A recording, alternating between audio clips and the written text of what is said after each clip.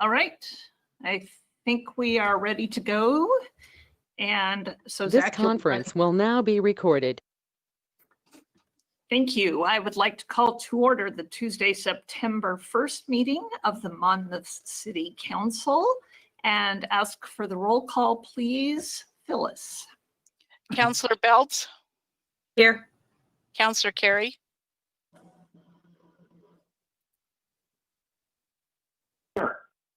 Councillor Lopez, Here. Councillor Sharmer, Here. Councillor Schinkel, Here. Councillor Silbernagel, Here. Mayor Kuntz. I am here. And Roxanne, Councillor Belts, if you could lead us in the flag salute tonight. And if everybody else wants to mute, we will have Roxanne lead us. I pledge allegiance to the flag of the United States of America and to the republic for which it stands, one nation, under God, indivisible, with liberty and justice for all.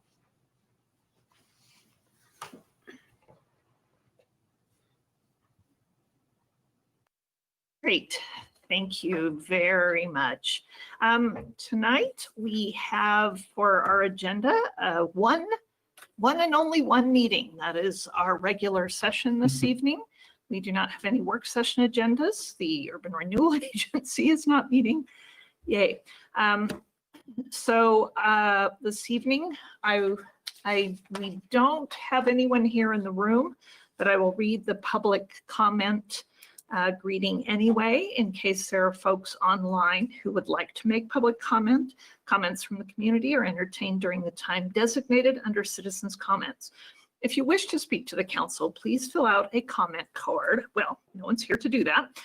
If you're online, please open the chat bubble and type to Phyllis Bowman your name and the topic you wish to speak to.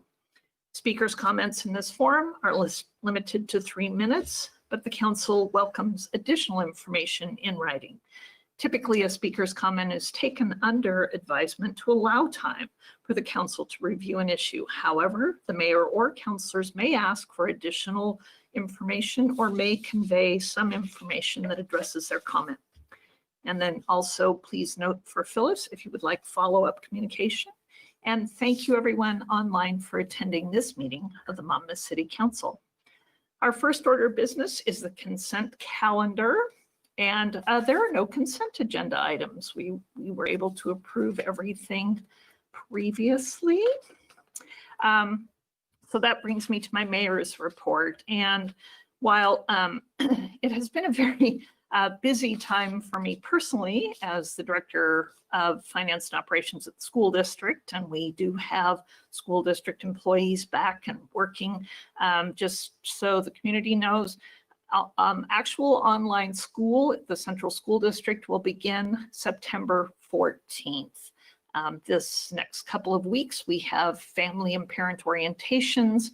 We are working to find out which families have internet access, because the City of Monmouth, City of Independence went together and got a grant that will actually allow for MyNet hookups into homes in the community that have school students in them and have no internet access.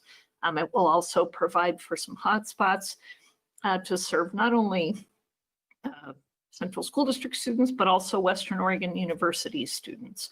The university will be about 95% online, so they'll be starting almost fully online. And however, they do have students who indicate they would like to be in online learning in dorm rooms. So students are scheduled to return to the university, and this will assist us in getting some hotspots to areas of the community that don't have them. So that's going on for the school district. Also, Mayor McArdle and I have been meeting with a variety of health providers. We have been talking about sort of the healthcare dearth in our community. We have met with people from West Valley Hospital and Salem Health Clinics about the closure of the Independence Monmouth Clinic that was located on Monmouth Street near the high school, and how those services moving to Monmouth may have impacted other parts of the community. And next week, we actually have a meeting with folks from Pacific Source. Pacific Source is the Marion Polk Coordinated Care Organization that coordinates Medicaid and Medicare services in our communities. And we are speaking to them about mental health services.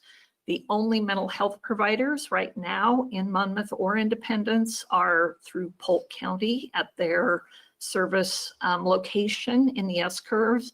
And we are going to explore ways to get more services to our communities. So those are some things that are taking up my time in the mayor's report. And I will now ask for reports from council representatives. Any board and commission reports for us tonight? Councilor Carey. Madam Mayor, members of the council, Planning Commission met on August 19, and there was a fairly limited agenda, but important things happened. There was a design review that was approved for the Starbucks establishment over on the S-curves at Ash Creek Station. That was approved, and it is being constructed actually now. There was the other agenda item. There was a bit of an extension request from the Edwards addition to their new phase 8. Needed a little more time on extension on rounding out some of the infrastructure things that they will be doing, and that too was approved. The CODIS assistance grant is underway, and the thought was perhaps that there would be a meeting on that tomorrow, but for a variety of reasons, that initial meeting is with the Planning Commission being pushed back in mid-September. But nonetheless, we've been tracking on that for a while, and it is moving. And I think by mid-September, there'll be some things going on. And the Monmouth Commons has apparently received a demolition permit for the little convenience store there, and they are anticipating a September start on their construction project of the Monmouth Commons downtown. No meeting tomorrow is sometimes scheduled, but I'm sure there'll be one later in the week or later in the month. So anyway, that is the report. Great, thank you. And Councilor Sharmer. The Senior Advisory Board met last Thursday. We didn't have a quorum. The board is down 5 members, but we had a chance to catch up and chat with everybody. And they've decided in the interim that they will meet quarterly, and I'm hoping that 5 people will apply to become members of the board. So if you know anybody who'd be interested in serving in that capacity, I guess you can let Phyllis know, and she'll give you the form. That's great. The form is also available online at the ci.monmouth.or.us. And there is a section called Boards and Commissions. and the opportunity to download the foam right there. So that would be great. It is tough. I know several of our boards and commissions have openings, and those are listed on the website. So a good time for folks to think about how they can serve. And I'm glad to hear more of our boards and commissions are meeting online, and I think that will pick up a little bit in the fall. Any other reports at this time? Okay, great. Thank you very much. I appreciate that. And that takes us to our city manager's report. Chad Olson. Thank you, Madam Mayor, members of the City Council. Earlier today, I sent out the city manager's report, so you should have that. Just to highlight a few things. As far as COVID-19 related, so there's been no changes since the last meeting. Everybody is healthy and operations continue as they have been for the last few months. I do want to point out that if you recall, we have the Oregon Business Grant Loan Program that we were using with local businesses. And we have, I think we've finished up. We may have one more grant to still award, or loan grant, but Suzanne Janet and Michelle Billsbury with Oregon Business, they talked about the city's ability to use our coronavirus relief fund, around $2. And we can substitute those for city dollars, or we can substitute those dollars for the loan portion Right. of that Wow. program. So Wow. effectively, that will make those loan grants, it'll convert them all over to grants.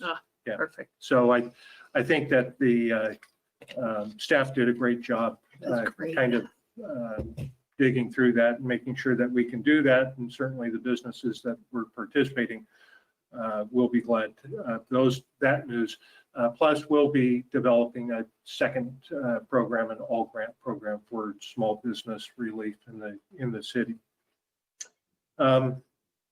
Also, Public Works has done a couple projects. So they did send out a notice of intent to award related to the wastewater backup generator project. If you remember from the budget, there's 3 backup generators that to be replaced. We budgeted $300,000 for that. There was the engineer's estimate was $270,000, and the range was $146,999 to $215,000 was the high bid. So the low bid came in at $146,999, and that was S&S Electrical. And so obviously we're very happy with that. So it came in less than 50% of the of budget.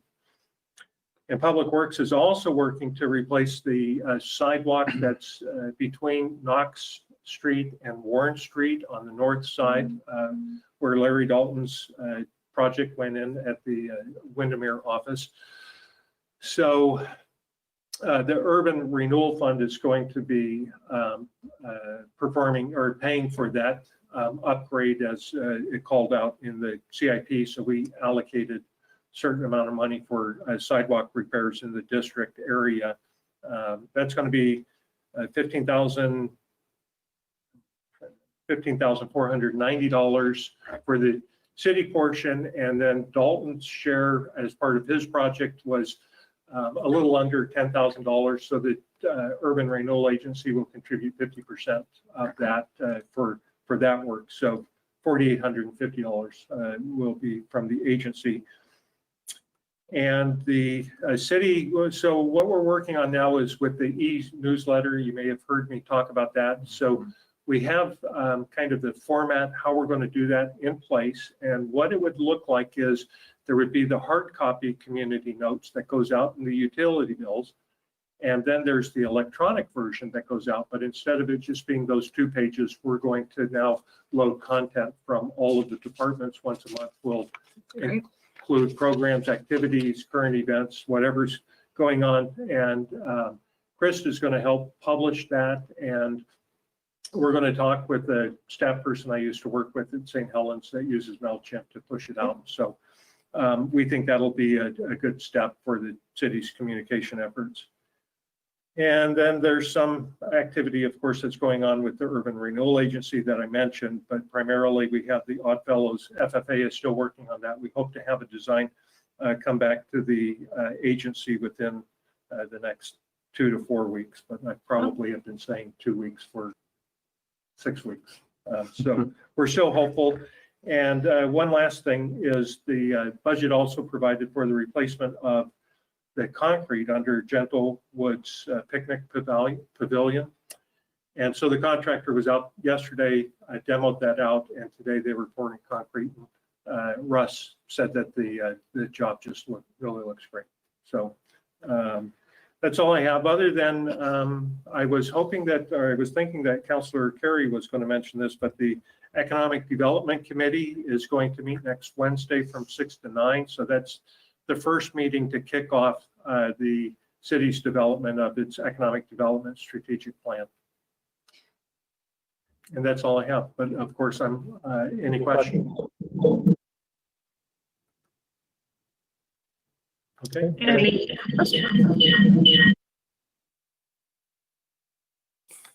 for anyone? Okay. All right. Any questions now? We're dueling mutes here. Thank you, Zach. Thank you. Great. Thank you very much. And so that brings us to citizen comments. So Phyllis, did you receive anything? I did not, Mayor Kuntz. Okay, great. Thank you. And then we will head right to our business agenda.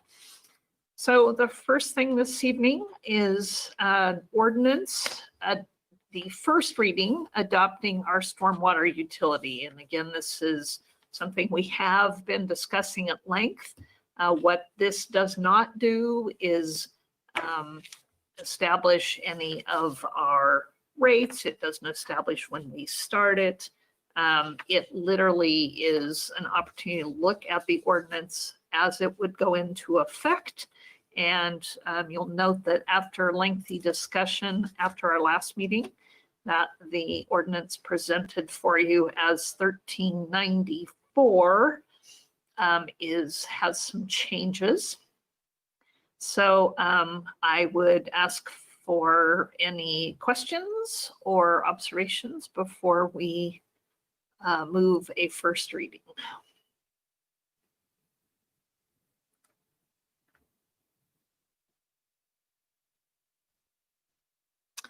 Councillor Carey. I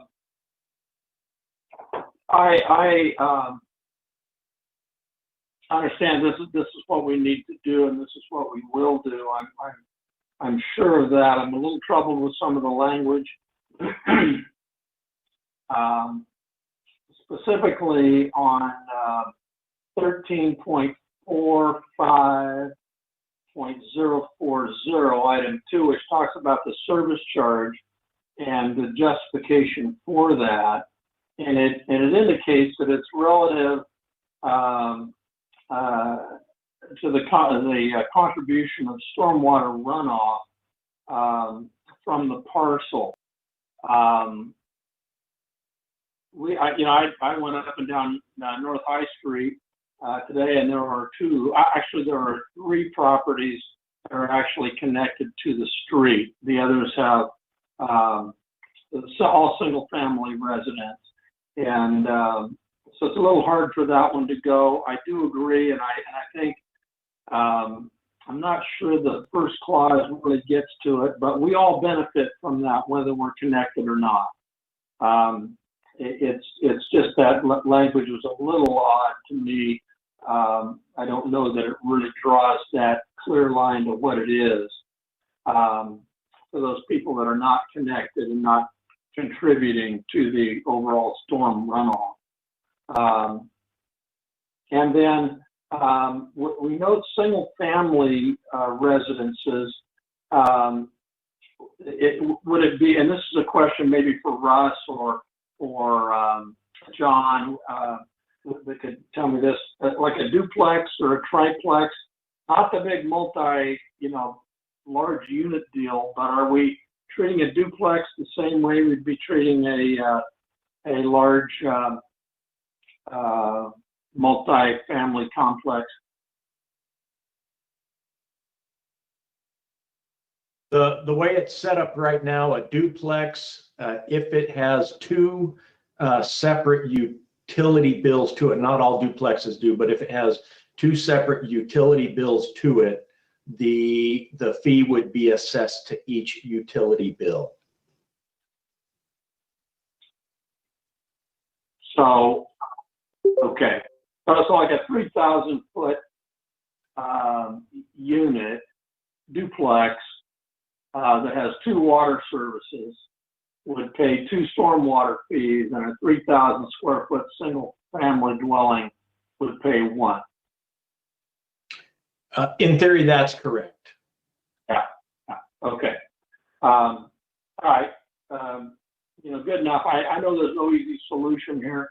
I just, those are a couple things that were a little bit troubling. I also, and I know we've sort of crossed that bridge, but if at some point, as was suggested in the last meeting, we are going to have some consideration of a sustainability initiative, I'm pretty sure that one of the things that would be in that would be to find ways to incentivize large property owners to reduce the stormwater runoff that their parking lots and perhaps large, all their large hardscapes would. And that would be high on the list, I think, of anything on a sustainability list.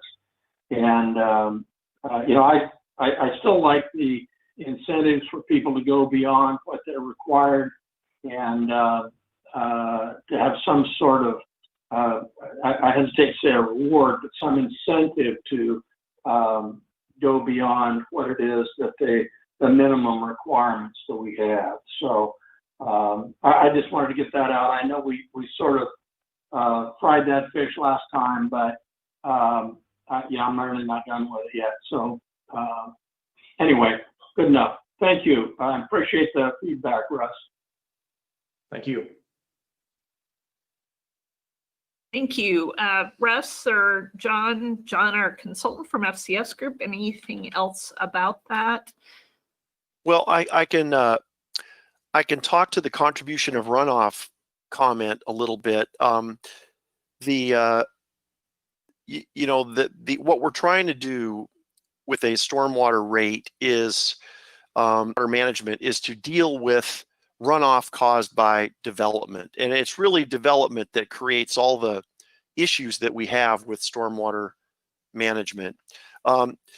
Unfortunately, we can't monitor we can't monitor how much runoff is actually coming off of each property, and impervious surface area has been accepted over a long period of time as the really the best of some imperfect measures of contribution of runoff and what actually causes additional runoff that we have to manage from development. So I acknowledge it's not a perfect approach, but it's the best that we've got, and that's why we're proposing it.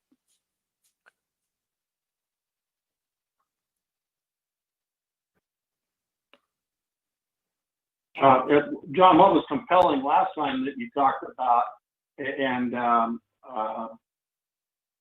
was that, well, perhaps your roof and gutters don't contribute a lot to the runoff. You certainly benefit from it. That's right. And I concur with that completely. It's not reflected in the resolution. And the other thing, we're back to the incentive thing, just real quick, and I'll be done. I swear, Mayor, I'll be done. you know, I live at the bottom of the street that's got a sort of a gentle hill on it with 3 houses contributing, assuming that the water gets through their pipes and gets onto the street. And if we have a heavy rainstorm, you know, my catch basin plugs up.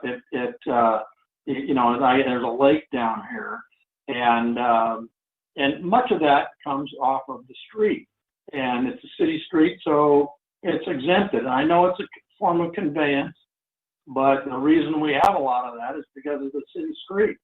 And I know we're not going to get into streets by any means, but just a comment. I'm trying to represent for my people that don't have you know, connection to the gutter system through the curbs.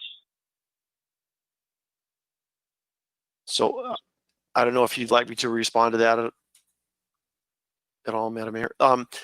Yeah, you made the point that I perhaps should have made, but made last time about even if you're not directly connected, or you are not, you know, for some other reason adding runoff to the public system, you are still a beneficiary of that system.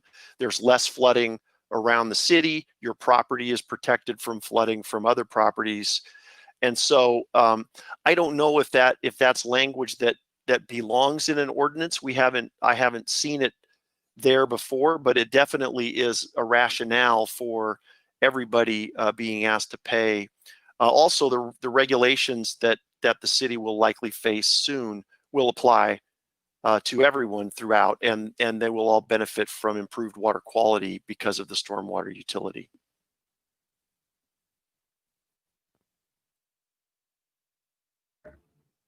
Okay. Yes, Councillor Sharma. The folks at the Senior Advisory Board asked me to remind you that they would like you to consider a senior discount on the rate. Okay, we are not establishing rates tonight, so thank you for that. I know, they just wanted me to remind you about that. Yep, thanks for checking with us. See, Great opportunity. Yes. you know, John, Councilor Carey, it would be easy for me to add a statement in the whereas clause that introduces this ordinance, if you like, just a statement that acknowledges that the establishment of a stormwater system is to the benefit of all property owners in the city. And if you'd like to have that acknowledged as a finding or a statement in that whereas clause at the beginning, it would be easy to do. Well, if the other councilors are amenable, I would be, because I took John's comment last time that, and there's no question, we all benefit from effective storm system and stormwater treatment or stormwater removal system. Yeah.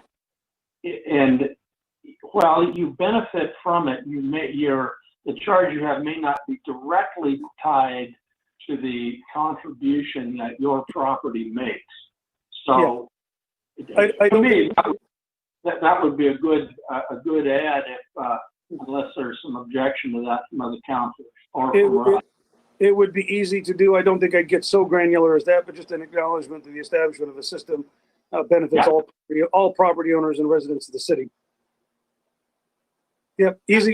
It doesn't have any substantive effect in the ordinance, so it you know, but it states the policy and the rationale. Thank you for that. And I'll ask about consideration of that once Russ has another comment. Lane, we do have a whereas all citizens in the city of Monmouth will be served by the stormwater program and receive the long-term benefits of such service now and therefore. Is that the language that you're proposing? That's about as much as I would do. So, Councilor Carey, I think you probably got it.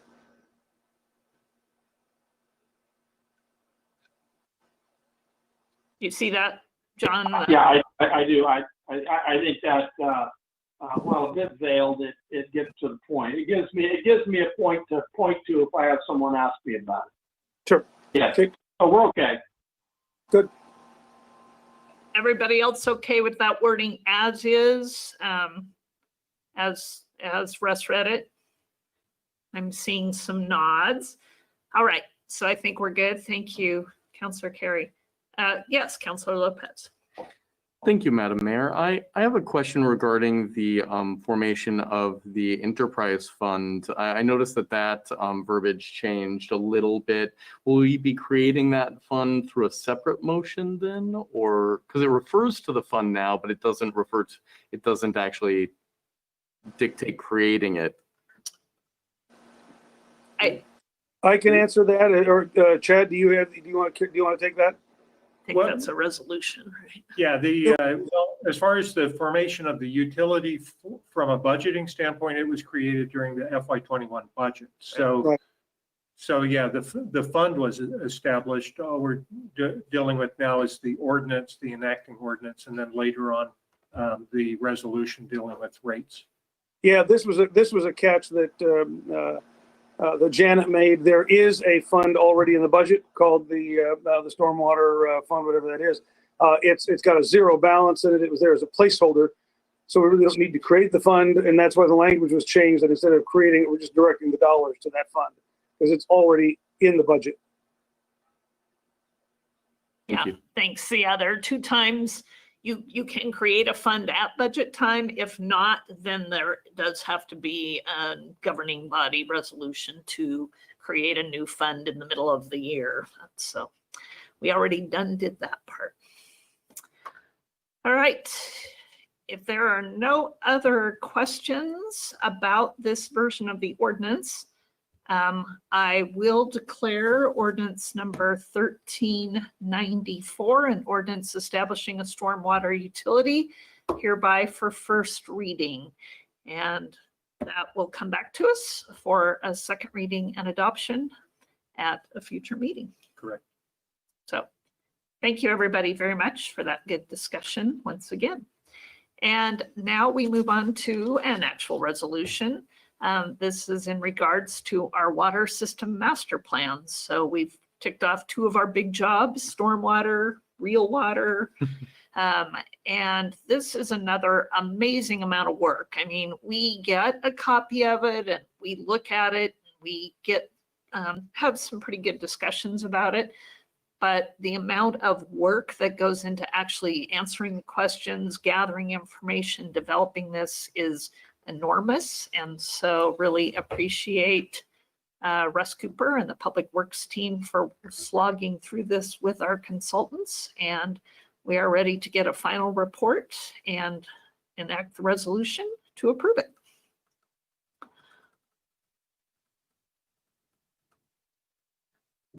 Russ?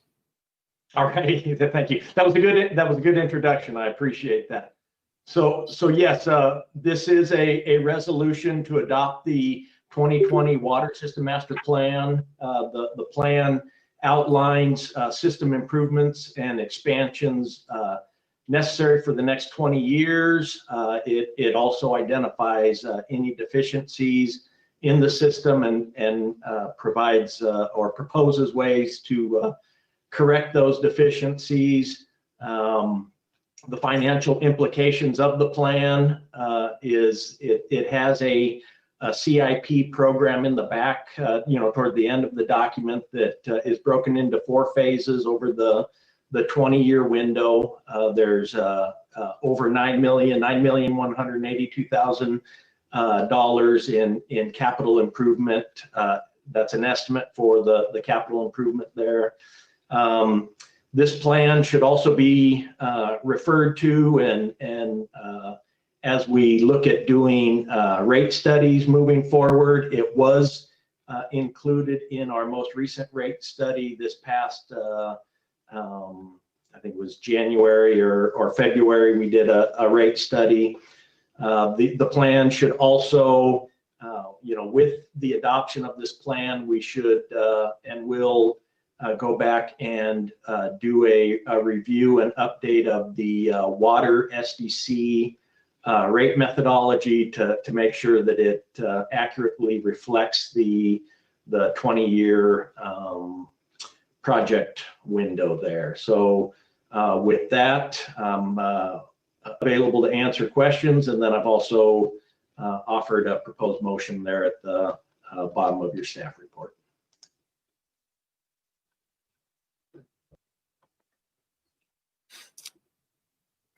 Any questions? Otherwise, I would entertain that motion. I move that the council, I did it again.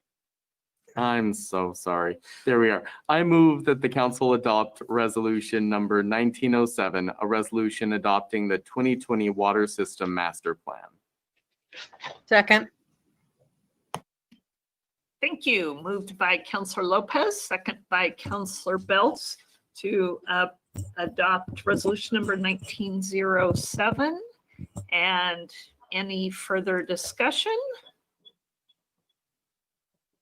Byron's got his, oh, Councilor Carey. Steve, I agree with your portrayal of this. That's a lot of work, and it's very good work, really start to finish. When we begin to attach dollars, when we get into those project windows, we want to look at that. One of the things that was, and because a lot of that is out, sort of in a medium or even long horizon, it's tough to estimate costs. There's basically a 30%, there's a 15% contingency, and then a 15%, legal permit, all those soft costs. We're getting 70 cents on the dollar actually done in terms of the project. Now that needs to be there, but I'm just, for future councils and budget committees, when we look at that, we'll want to make sure that we look closely and make sure that's enough. The further out you go, the more contingency you need to have. If we can narrow that and get more bang for our buck, it would be great. So I'm just, again, not a criticism. I think it's excellent planning, but as we look into the future budgetarily, we'll want to look closely at those sort of soft costs that we don't get much out of. But excellent work. And the guy that did it, Russ was a lot of that, but on our staff, but the consultant did it on tonight, but man, good work. I agree. Thank you. Councilor Sharma, did you have a comment? No. And Councilor Schinkel? Comment? No. All right. Then I will ask, all in favor of adopting resolution number 1907? Roll call. We will do a roll call. Thanks. Councilor Schinkel, Yes. Councilor Sharma, Yes. Councilor Lopez, Aye. Councilor Silbernagel, Aye. Councilor Carey, Aye.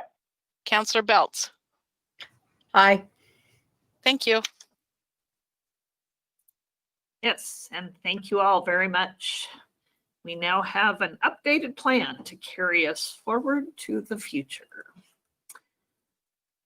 So that brings us to our next order of business. We have a couple of things from our interim city manager regarding some hiring.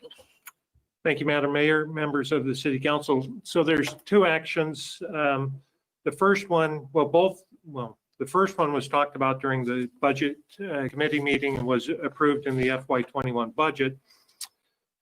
And that concerns the Community Development Department. And I believe that this one is a notification to the council in lieu of, so there's some sausage making that's going on as we work through this. But after the budget, the Community Development Director and I sat down and talked about the long-term plan for the department and the City Council's economic development initiative that it's working on. And thanks to Suzanne Duffner, the Community Development Director, she had agreed to take on the economic development role. So call that as you will. I just have been referring to it as the coordinator's position.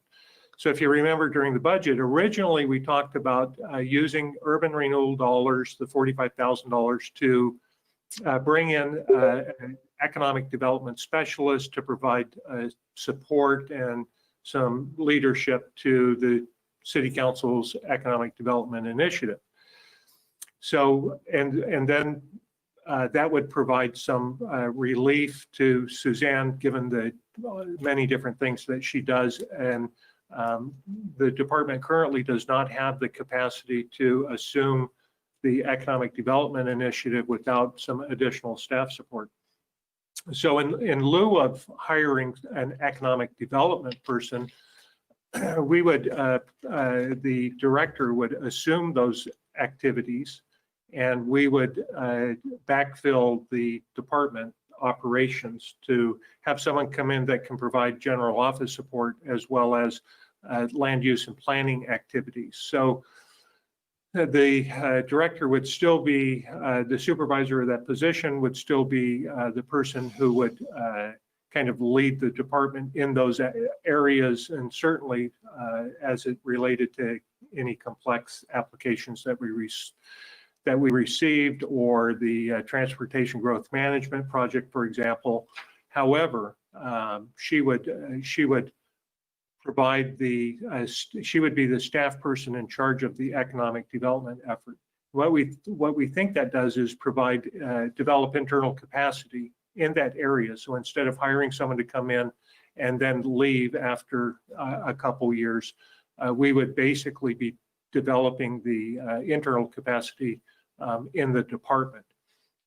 There's not a cost savings. We just think that given we think it's a more effective way to go about kind of this position and the direction with the economic development activities. And certainly over the long term, it would provide increased continuity. So continuity and some efficiencies that we would pick up. We certainly think that this would be a better approach to that position, if filling the position. So what I wanted to do was just bring it up during the council meeting, notify the council of the direction, and just ensure that there's no concerns or with us pursuing that. I don't think it requires, we have the budget and money, but still, you know, on these things, they can be, I'm sensitive to kind of even a slight change in direction, although even though I do think it's better. So I think it's a great idea. I believe, obviously, much of our current growth and economic development has happened with Suzanne trying to juggle that and various other things. And I am pleased to say that every report I get from our community is glowing about the service she provides. So I think it's a great move. My only concern is we had sort of looked at it as a 2-year position, fixed position, thinking after that we weren't sure where it was going. So my only thought is she does this for 2 years, and in 2 years we have to yank those urban renewal dollars, and she goes back to trying to do it all herself. Did we think about that? Yeah. So the answer to that is so in the urban renewal capital improvement plan that we provided, the agency or the plan is set to be in place for 5 years. And after that, at some point, so there's funding there for 5 years. While we talked about it as a limited term duration position of 2 years, hopefully the funding will be there for longer term than that. Also, at some point, and I understand that this may not be in the short term, but the estimate is by 2031, 2032, the plan, the indebtedness is all paid back. Right. So that will free up a lot of capacity, financial capacity for the general fund to take on activities that it hasn't been able to take on because of the increment that's been released to the agency.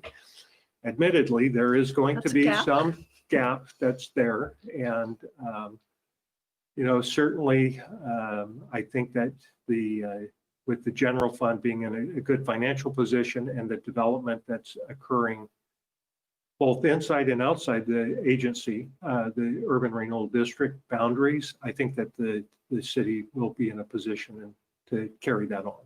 At least I'm confident of that. Now, that being said, you never know what with another COVID or something.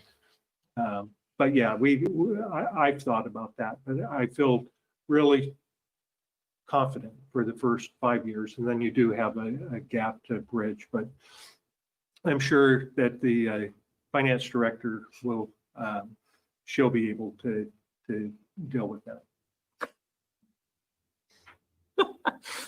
Yeah, that's the interim for you. Any other questions? There's the finance director. Yeah. She'll be able to handle it. Yeah, it's her job. And it just added to Counselor Schinkel's curves, right? Any other questions or comments about this potential way of dealing with this issue? All right, Counselor Lopez. Thank you, Madam Mayor. I just wanted to say that I really appreciate the thoughtfulness of this change. Fully believing in putting efforts where they're most effective, and I believe that Suzanne will be a wonderful contribution anywhere in the city, but especially with the truncated timeline that we're experiencing with the need to utilize the funds for the urban renewal district. So yeah, it's a great call out, and thank you for putting this together. Yeah. Well, it was, I think Suzanne is certainly capable, and it will be a good experience for her. Plus, she'll be able to carry it forward and benefit the city in the long term. All right, thank you. And you had another one. Yeah, the second one, so a little more complicated. This is related to the police department. So as you know, I'll remind you, the police department currently has a vacancy that it has been working to fill over the past, 4 to 6 months. I believe it was pre-COVID when it happened. Everything slowed down during COVID. So there's currently a vacancy that we talked about that the police chief has been in the process of recruiting for. So we're getting to the end of the recruitment period. There's 2 candidates that he has that he's told me are really great candidates. They've gone through all of the background work. They're currently scheduled to go for psych evaluations next week, and then medical that's required for them. So we have 1 vacancy, and we do know that there's sometime during fiscal year 21.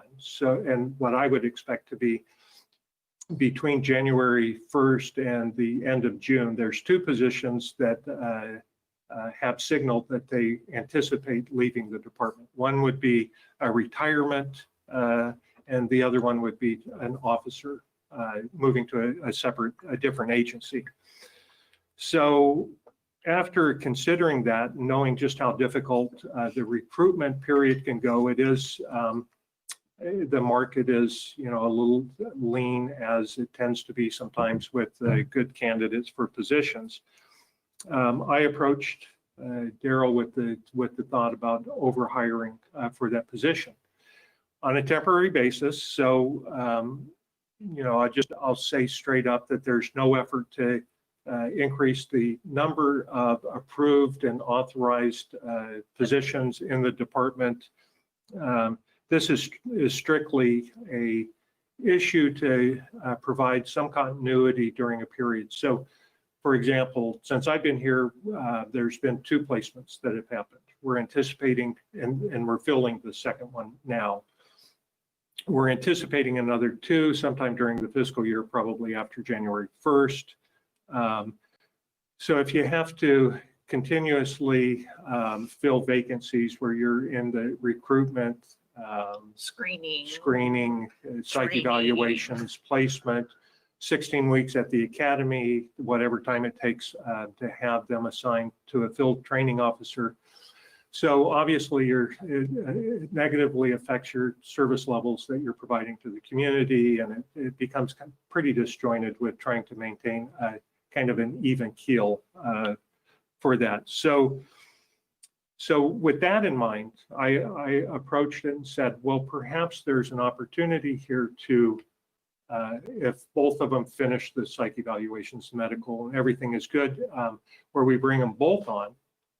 And it would be a temporary position. So I just call it overfilling or overhiring the position, and then allowing attrition in the second half of the fiscal year to bring the number back down to the budgeted and approved level.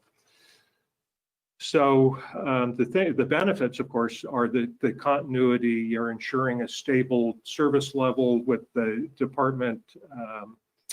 You'll save all of the cost and efforts related to a second or third hiring Search. process. The search and everything that goes on with that. And it provides some level of appropriate planning so that the department, as they're training up, through the academy and the field training, that ideally, when those other two positions or personnel leave, that they can come in and have already completed the academy and either are well into their field training experience, or, I don't think they would finish, but they would be certainly well into it. So I think that, so in lieu of waiting, so always reacting to the vacancy, this would be an opportunity to be proactive to ensure that the department maintains a staffing level. Two things I do want to say. I recognize that the Budget Committee had this discussion about the possibility of increasing the allocation of officers by one and staying within the existing budget level. This is not that. This is not that. Yeah, no, this is not that. There's no effort. Permanent increase. No, This no. would not carry forward to a future year. Wouldn't anticipate it. Now, there's a certain degree of guarantee that I can't make, Right. but given the discussions that Daryl has had with in the department, we fully expect two positions to become vacant over the second half of this fiscal year. So we would overhire and then allow it just through attrition to come back to its normal level. If there's a battle to be fought over an additional officer, an increase in the allocation, certainly that will be during next year's Budget Committee meeting. So it's not an effort to do that. And I am sensitive to the fact of the discussion that the Budget Committee had. I am sensitive to the fact that there may be an appearance that some on the Budget Committee may see this as kind of an effort to go around what the Budget Committee's discussion was. And all I can say is that's not this. This is just a temporary move to ensure that we have continuity in the department and take advantage of two good candidates that come out of the process in lieu of sometimes you may not get any that come out of the process. Right. I was going to say, and if we only had one candidate, which is fairly typical, we Yeah. do have a hard time filling these sometimes. And to get to this point, we wouldn't be even considering this overhire. But Right, wouldn't even be considering it. So it's just under the circumstances, part of it's related to COVID, part of it's the fact that we had two good candidates coming out. And then part of it being that we are anticipating a couple vacancies during the year. The other thing I wanted to mention is that I had the finance director kind of take a look at it. We talked about the numbers. As we discussed during the budget, there's a vacancy that's been in place since July 1st. So there's whatever savings that we will experience Right. until a person is hired will be on the books. And then, whatever happens when a person leaves. In talking to the finance director, she feels pretty confident that it would be a wash, that I don't think I can say that with 100% certainty because, circumstances will be what they are. The sooner a person leaves, the less that may appear, the later it happens. So there's going to be a little, it's going to be fluid in that And sense. typically in these situations, when we are looking at, especially if one position is potential retirement, that tends to mean someone who is higher in seniority, potentially higher PERS rates and longevity. So oftentimes, unless you're bringing in someone who brings that level of history and experience with them, there's usually a cost savings just in a one-to-one replacement. So Yeah. I know that's what Janet's nodding her head. That's what she and I both do in our jobs, right? We're looking at those replacements. Darren's done the same thing when budgeting for his agency. Anybody has.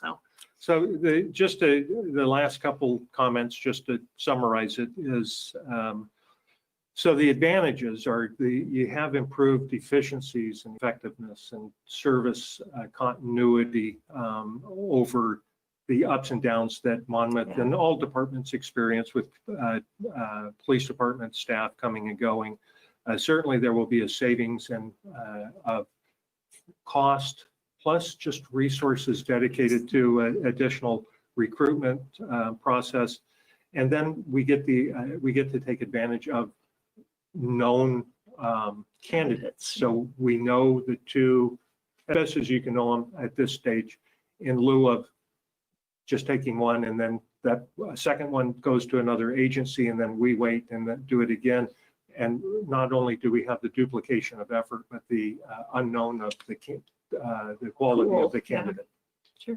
Yeah, so this one, I think, given the discussion with the budget committee, I wanted to ensure the council knew that was not an effort to go around that discussion. And the fact that we are over hiring, I decided that I do need the council's approval to do this. I think, and one question for Chief Talon, and maybe I see you're on the line, Daryl, and maybe we've been in this position before, but do we have, how does that impact your field training and things when you have two come in at exactly the same point in time? Is that something that we have capacity to work with?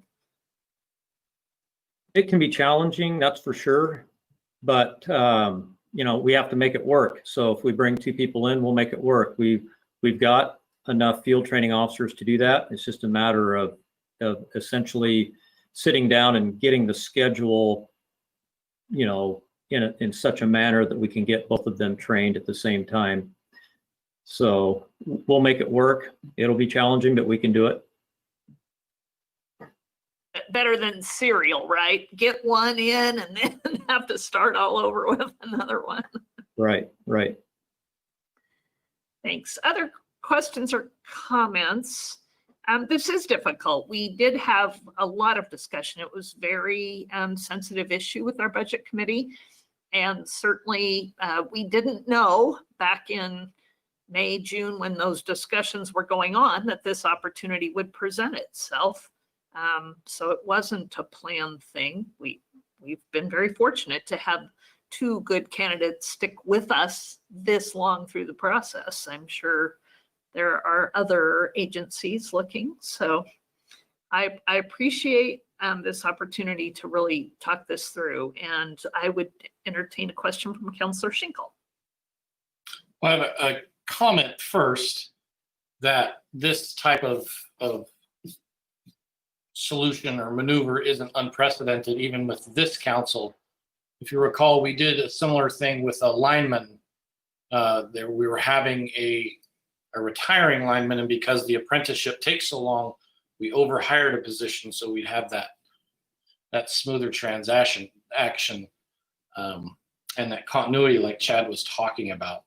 That being said, we did have we had a real deadline on when that transition was going to take place. So how, you can't give me numbers or anything like that, percentages or anything, but how sure are we that these resignations or retirements are going to happen in that timeline? And if they don't, what's our fallback at that point? Defer that to Daryl. Those are good questions. And as City Manager Olson said earlier, there's no 100% guarantee. I've had discussions with both of the employees, and I have I'm pretty positive that at least the one person who's going to retire, I believe for sure that that's going to happen, and that will happen probably for sure by the end of the fiscal year. So that's the one position that we would have for the overhire. In reality, if I lose the second person who is looking to actually change careers, if that should occur, that person actually first gave the verbal notice that they would be done by the end of this calendar year, which would be at the end of December. That person now is saying that it might be longer than that. So I'm assuming that probably it'll happen between January and June of next year. And, but again, no 100% guarantee. But if we do have the one retirement, which I believe will happen for sure, that's really the one overhire. If both of them leave, I'm going to be down a person because I have one vacancy now that we'll fill with one of the candidates. The second will be the retirement. And in all reality, I really hope that the person that wants to change careers maybe changes their mind and stays, because that would keep us at the 14 sworn allocation that we have currently authorized. If they do leave, then I'm going to be down to one position by June of next year, and I'll be back out recruiting again.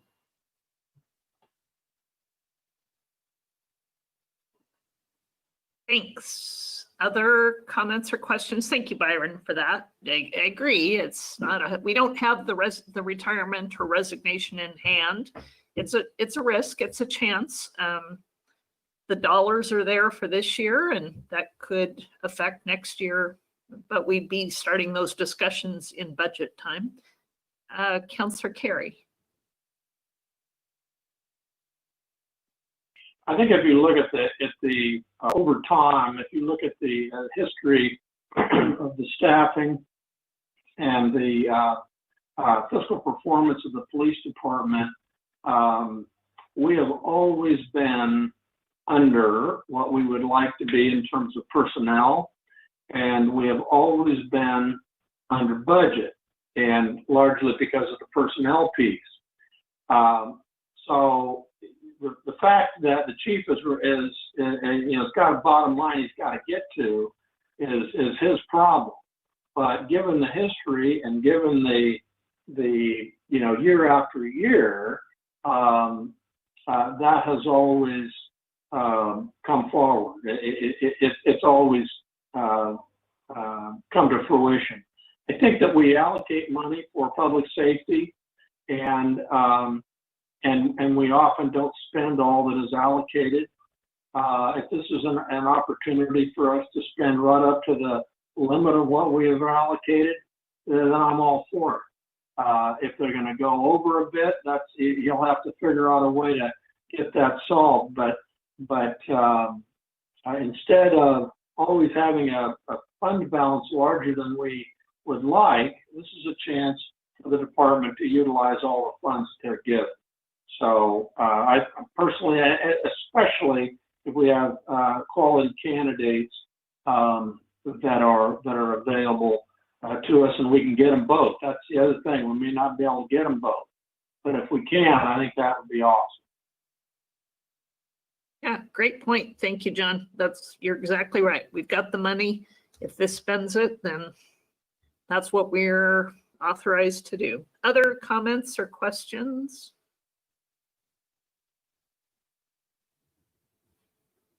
Yes, Councilor Lopez. Thank you, Madam Mayor. I did have some reservation regarding this increase, especially given the discussions that occurred during the budgeting process. And I appreciate the time that Chad, that you've spent detailing how this process would look and kind of the impetus behind it. How does the hiring process for police officers normally work? I admittedly am a bit of a novice, and I know that there is a time period in in both academy and in training. But Chief Talon, could you discuss a little bit about how the hiring process looks and why it's been difficult in the past, and what makes this really the opportunity that it is? Sure. Thank you for the question. So I'll go through kind of the process that we go through for hiring, where we advertise and recruit, and then we take a look at all of the candidates that apply. And the first thing that we'll do is a candidate pre-screen, because there are certain automatic disqualifiers for people who are not eligible to become police officers. So we'll go down through that first and eliminate those that have automatic disqualifiers. And then from that list, we invite the top candidates, and usually we're able to invite all candidates that are left, because we don't get that many candidates, not like we used to. And so we're able to invite those that are left to come in for interviews. And with COVID, it was a difficult process, but we were able to do that. We offered either interviews through similar to what we're doing here with the, with a GoToMeeting or Zoom or whatever they could do with us that way, or if they were able to and we could social distance, we did the interviews in person. So that took a little bit to do. Yes, Chad? So can you just add to that timeline? So from the day that someone leaves, Yeah. just overlay that discussion with the timeline. How long does it take through the process? Okay, sure. Thank you. So by the time we put out our announcement, we have to give a certain what we believe to be enough time for people to see that recruitment announcement and to get their actual applications into us. So that could take probably anywhere from 3 to 6 weeks, depending on how quickly we want to try to get that closed and get started. And then we do the pre-screening. That could take between a week to 2 weeks, depending on how many candidates and how difficult some of them are to get a hold of. If they have current jobs, usually it's tough to get a hold of them during the day. We then move into the interview process. And that again takes probably at least 2 to 3 weeks to get that set up, because we have to get time frames for people that can get in depending on their schedules, to get in to interview. And we try to do that at one particular time, because we got to put an interview panel together that can be here to interview everyone at on the same date, or sometimes we'll do it back to back, dates, consecutive days. We move from that interview process to selecting the top candidates and then move them into a background phase. That can be tough because depending on where our candidates come from, they've got to fill out a pretty extensive background packet, turn that packet in, and then I have a professional background investigator that does our backgrounds for us. And depending on his schedule, he works them into the schedule. So that could take anywhere from 4 to 6 weeks to have that background completed, depending on whether or not they have to travel to talk to people that know the candidate, depending on where the candidates come from, whether they're local or whether they're from within the state and sometimes even out of state. After the background, if they're successful there, which is where we're at right now with our 2 top candidates, are successful through the background phase, we then have to schedule a psychological exam, which both are scheduled to do actually this Friday and Saturday. Our psychological, our doctor that does that was able to fit them in this Friday and Saturday. When we complete that, then they move on to a medical exam. Both the psych and the medical are requirements of the state, so we have to do those. And then When they complete the medical, then I have them come back in for one last executive interview with the chief or with myself and the lieutenant to make sure that they're prepared and they understand what they're committing to and that this is the place they want to work, because we've invested a lot of money already in them and we're going to invest quite a bit more into them once we send them to the academy. So we need to know they're committed to staying here and that they're a good fit for the city of Monmouth. If that's the case, then we'll go ahead and make the offer, and if they accept, then we'll do the paperwork and then get them scheduled to get in. In this case, if they're new officers and not lateral transfers, then we've got to get them scheduled into the academy for the 16-week basic police academy, and then of course the 16 to 18 weeks of field training that they have to do. So timeline for us, this took a little bit longer because of COVID, but we're 5 months into it. And, you know, generally we try to do it in about 3 to 4 months, and which is why the city manager and I have been talking about this is a great opportunity right now for us to try to take advantage of a situation that doesn't normally occur, and try to avoid another 5 to 6 month process if that should occur within the next 5 to 6 months. Hopefully that answered your question. Yes, thank you. So quite a lengthy process, and then could you speak as much as you're able to what makes this situation right now with having two excellent candidates unique? Everything that I've heard thus far is that this is not something that happens all the time, and it's truly an opportunity.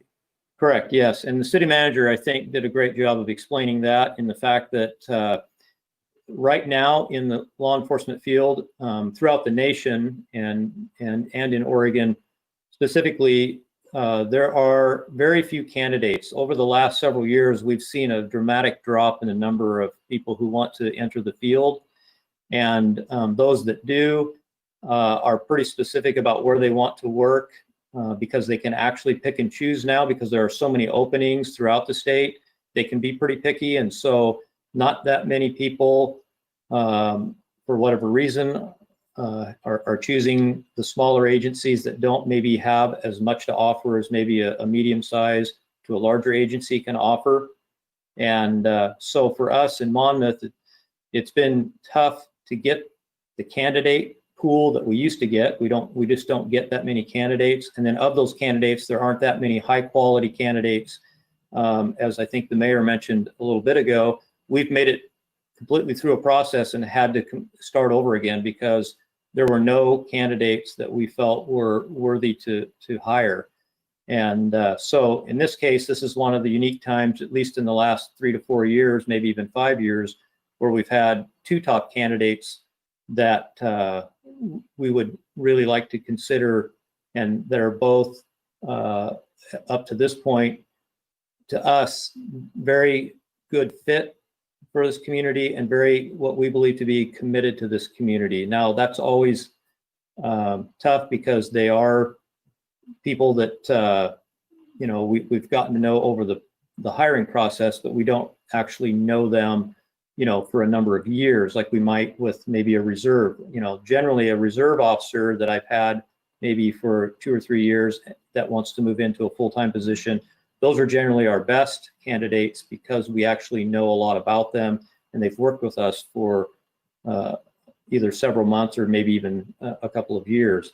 That's not the case here, so we don't know them beyond what we've gotten to know them during this 5-month hiring process. So I can't tell you 100% that they're going to be committed to stay here their entire career, but I think it's a good chance for us to get a hold of a couple of good candidates that I feel are a good fit and would probably stay for at least a number of years, and we wouldn't lose them to other agencies. If the longer we take to get this process done, the higher the chances is that they're going to head somewhere else because they're looking for a job, and there are a lot of jobs out there, and if they want to move on, they can quickly. And so it's kind of getting them while we can is probably pretty important to do.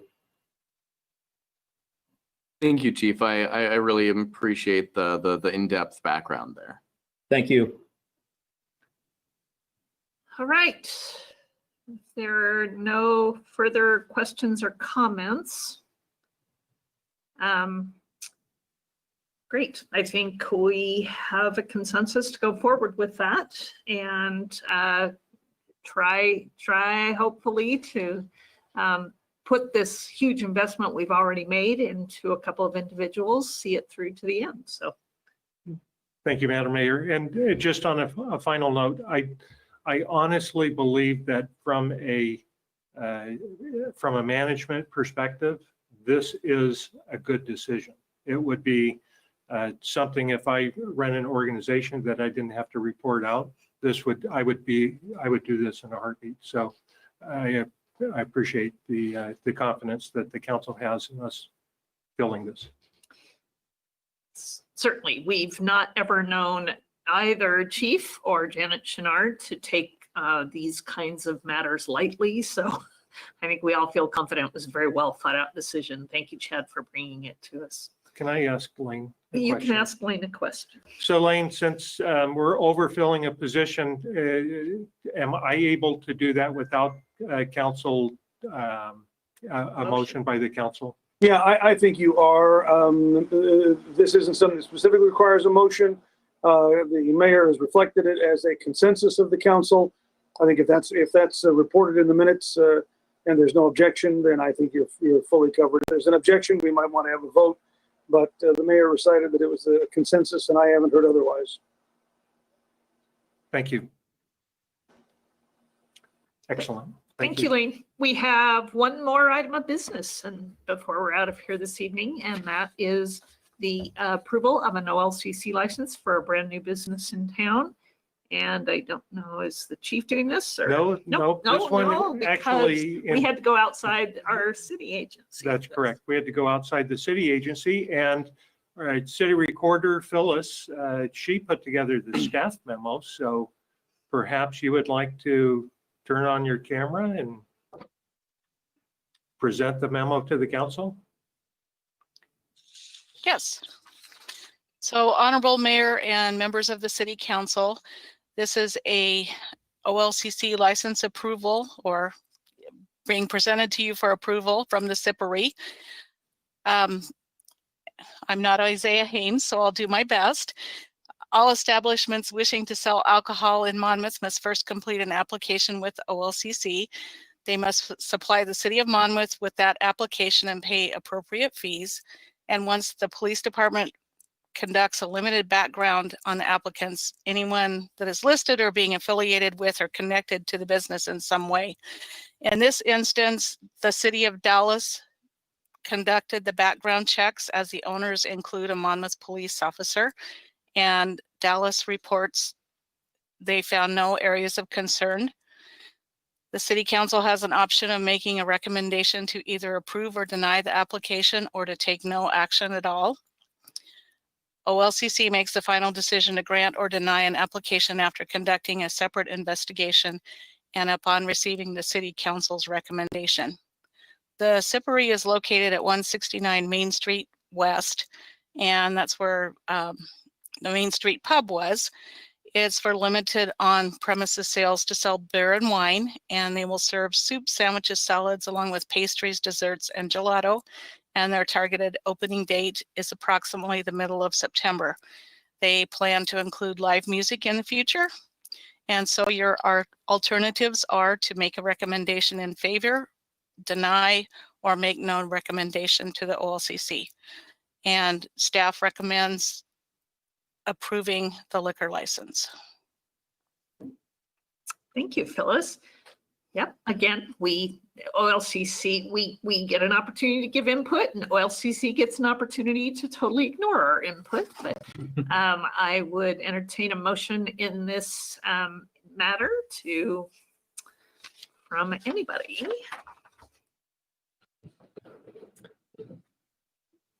I move to approve the OLCC or send a recommendation to OLCC, a recommendation in favor of approving a liquor license for the SIPRI. Thank you, Councillor Silbernagel, in a second. I'll second. Christopher Lopez, thank you for the second. And are there any other comments or questions? Counselor Belz? I just want to say I very much appreciate that Dallas was brought in. I realize that's probably the normal process, but just to ensure that we're above board, knowing that it's a City of Monmouth police officer involved with the business, I'm just very glad that Dallas was brought in so that everything is above board on the recommendation. So thank you for that.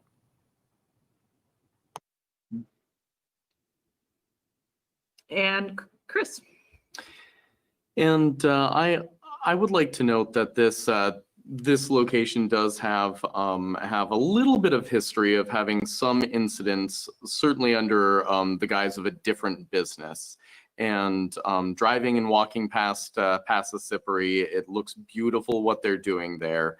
And I really think that this is going to be a wonderful asset to the town in a way that that will not garner some of the negative attention that the previous tenant did. I'm really excited to see it materialize. I'm sure our officers agree with you. All right. It's been moved and seconded, and all in favor signify by saying aye to recommend approval of this OLCC license. Aye. Aye. Aye. Aye. Any opposed? All right. And did Byron vote, or is he frozen? He voted. Okay. Thank you very much.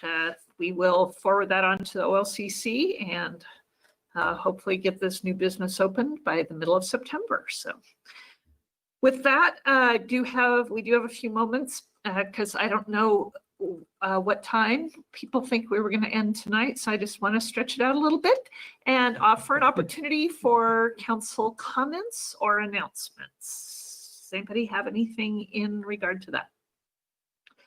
John? Just a question regarding the minutes from August 18 meeting were not presented. Will they be forthcoming next go around? Yes, they should be. Very good. Thank you.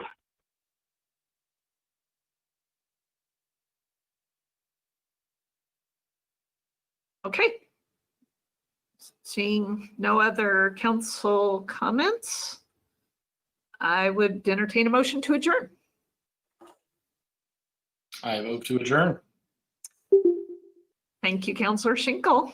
So we are all in favor, signify by saying aye. Aye. Hi. And we are adjourned. Thank you very much, everybody. Good night.